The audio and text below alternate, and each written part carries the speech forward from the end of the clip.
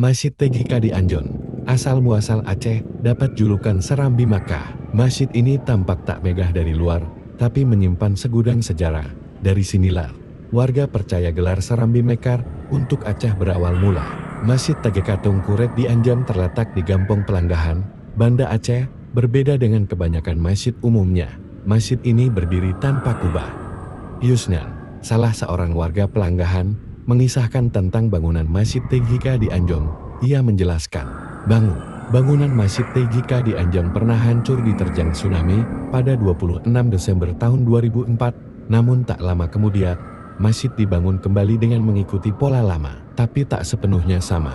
Dulu bangunannya kayu dan lebih kecil, bentuk atapnya juga sedikit beda. Tak hanya bangunan masjidnya yang direnovasi, tapi sebagian bangunan makam juga direhab. Makam Tengku di Anjong dulu hanya bangunan seperti pondok, atapnya tak sebesar sekarang. Saat ini, makam sang ulama dan istrinya telah dibuatkan kamar ukuran 4x4 meter. Di luarnya, juga ada beberapa makam kerabat dan muridnya. Masih setak, tak jauh dari sana, terhampar kuburan umum masyarakat Pelang. Di kompleks masjid, selain makam di sisi kiri, ada sebuah tugu besar yang menarik perhatian. Di halaman depan sebelah kanan, ada sebuah monumen yang berisikan 553 nama warga desa yang menjadi korban tsunami. Nama-nama dipahat keramik dan tersusun berdasarkan dusun tempat tinggal mereka. Makam banyak dikunjungi peneliti dan muslim dari luar negeri untuk berziarah sejak dulu. Mengisahkan tentang keberadaan TGK di Anjon yang bernama asli Sayyid Abu Bakar. Beliau adalah ulama pengembara dari Hadramaut, Yaman, yang ditugaskan menyebar Islam di Asia Tenggara. Ia kemudian menetap di Aceh pada masa kepemimpinan Sultan Alauddin Mahmud Shah tahun 1760 sampai tahun 1781.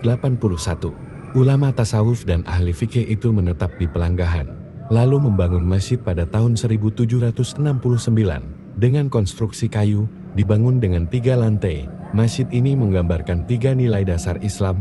Lantai pertama disebut hakikat, lantai kedua disebut tarekat, dan ketiga disebut makrifat. Kitab-kitab beliau yang tersimpan di lantai atas masjid hilang saat tsunami, juga benda peninggalan lainnya. Makam TGK di Anjong dan istrinya juga sempat terendam air. Namun, desain dan ukiran di atas makamnya masih utuh. Istrinya juga berasal dari Yaman, bernama Syarifah Fatimah binti Sayyid Abdurrahman Al-Aidid atau Aja Usturi. Banyak kisah menukilkan masjid tersebut menjadi cikal bakal Aceh disebut Serambi Makar. Sebabnya, selain membangun masjid, TGK di Anjon juga mendirikan pesantren atau dayah di dekat masjid. Menggunakan rumahnya, santri datang dari seluruh Nusantara bahkan dari Malaysia. Mereka mondok di sana.